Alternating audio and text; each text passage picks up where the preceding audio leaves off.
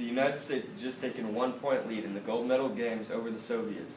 With 1 second remaining, the Soviets inbounded the ball, but to everyone's surprise, the referees blew the whistles and stopped play, stating a timeout had been called before hand and allowing 3 seconds to be put back up on the clock. The Soviets inbounded the ball once again, but the pass went astray. The Americans had taken the gold medal once again. But one of the most controversial calls in Americans' basketball history was about to take place, and it changed American and Olympic basketball forever. In 1972, the United States had been locked into the Cold War with the USSR, and the Olympics were already facing scrutiny because of the massacre of 11 Israeli athletes by Arab terrorists. With heated emotions, the war only added to the drama of what would become one of the most memorable gold medal games of the Olympics.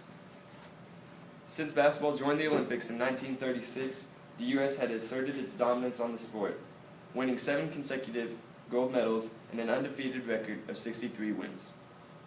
Heading into the game, no one believed the U.S. could lose.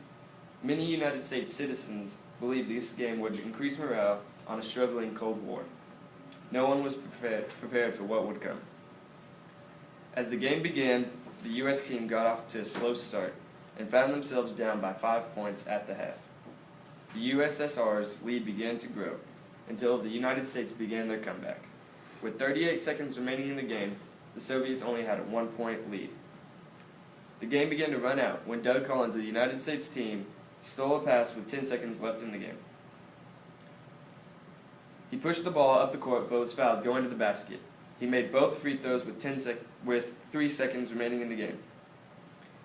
The Soviets had now fallen to a 1-point deficit as they inbounded the ball. As they inbounded the ball, the officials stopped the play. The USSR's coach had said he had signaled for a timeout between the free throws, but was never given it. There has been much controversy since whether or not he did call the timeout. The officials decided to put 3 seconds back up on the clock.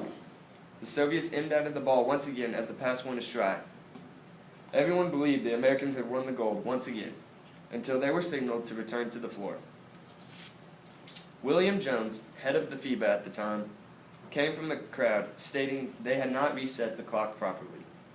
The officials once again reset the clock and allowed the Soviets to inbound the ball a 3rd time.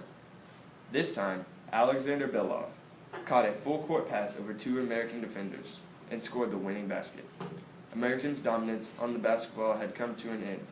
Many Americans believed the game was called unfairly, allowing the Soviets 3 chances to win the game. The Americans were dismayed. With feelings of being cheated, the Americans refused to accept their silver medals, and they still sit in a vault till this day, waiting for the Americans to claim them. However controversial the call, the Soviets winning opened up basketball for many European players. The game's impact on history would fuel many events to come, such as the Miracle on Ice and the United States Dream Team. Both of these teams regaining success gave Americans closure on the shocking loss of the 1972 Olympics. Although those United States players still will not accept their defeat, as their silver medals still wait unacclaimed.